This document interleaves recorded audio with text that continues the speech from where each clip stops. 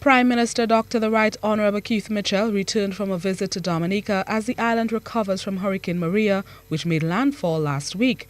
Prime Minister Mitchell, who is also chairman of CARICOM, was joined by CARICOM Secretary General Ambassador Erwin LaRocque, President of the Caribbean Development Bank, Dr. Warren Smith, Executive Director of the Regional Security System, Captain Errington Sherland, and Executive Director of SEDIMA, Ronald Jackson.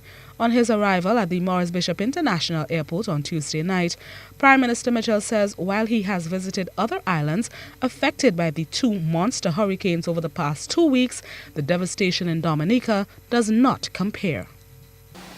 This trip to Dominica was, while I did all the other places that had destruction, but Dominica, in terms of an entire country, I don't think you can compare it to anything else.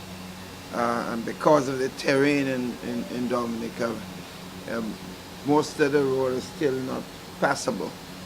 So we had to helicopter most of the areas to be able to see the damage that was done to Dominica in a general sense.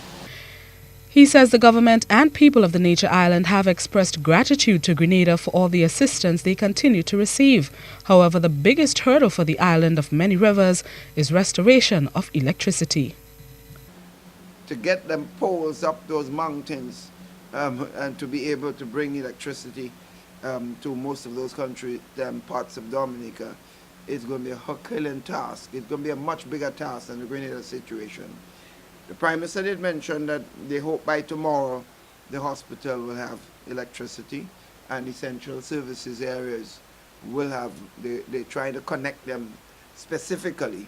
The nation's leader noted that Grenada has been nominated by CARICOM to chair the upcoming Small States Forum in Washington, D.C.